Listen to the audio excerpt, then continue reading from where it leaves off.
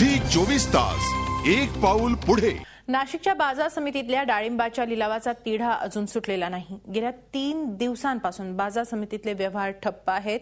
आता भाजीपाल्याचे लिलावही बंद पडण्याची शक्यता आहे। बाजार समितीने व्यापाऱ्यांना नोटीस पाठवूनही उपयोग होत नसल्याने स्थानिक आमदारांना घेराव घालण्याचं आवाहन शेतकरी नेते करतायत।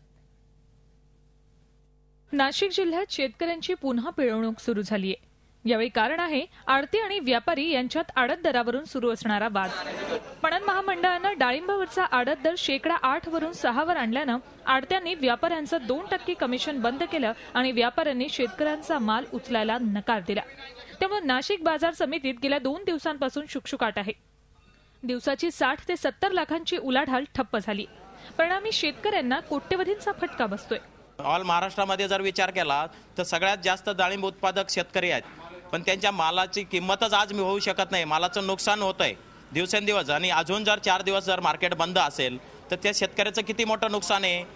ह्या नुकसानाची भरपाई म्हणून शासनाने काहीतरी निर्णय घ्यावा। पणन महामंडळानं फक्त डाळिंबाचेच नाही तर भाजीपाल्याच्या आडत दरातही 1 आणि 1.5% कपात केली आहे। त्यामुळे भाजीपाला खरेदी करणाऱ्या व्यापाऱ्यांनीही असहकाराचं हत्यार उपसलंय। 2 डिसेंबरपासून लिलावात सहभागी होणार नाही असा इशारा त्यांनी दिलाय। तर बाजार समितीनं व्यापाऱ्यांना नोटीस पाठवून लिलाव बंद पाडले तर परवाने रद्द करण्याचा इशारा दिलाय।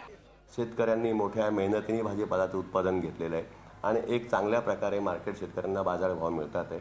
तर आपण कुठल्या प्रकारच्या बंदमध्ये सहभागी होऊ नये, आपले आपले व्यवहार पूर्ववत चालू ठेवावेत। जर आपण बंदमध्ये सहभागी झालात किंवा अशा प्रकारची काही कृती अंगीकारली तर बाजार समितीच्या कृषी पणन अधिनियम 1963 मधील कलम 8 प्रमाणे अनुज्ञप्ती रद्द करण्याबाबत जी काही कार्यवाही असेल ती कार्यवाही करणे बाजार समितीला सक्षम आहे। बाजार समिती ती कार्यवाही करेल। पणन मंत्री बिलकुल तोंड उघडायला तयार नाहीत। याचाच अर्थ असा आहे की पणन खातं घ्या, पणन मंत्री घ्या, बाजार समितीचं व्यवस्थापन घ्या, तिथले व्यापारी आडते हमाल जे काही असतील ते त्यांची सगळ्याची एक युती झालेली आहे। वर्षानुवर्ष हे लोक शेतकऱ्यांचं शोषण करून अतिशय पुष्ट झालेले आहेत।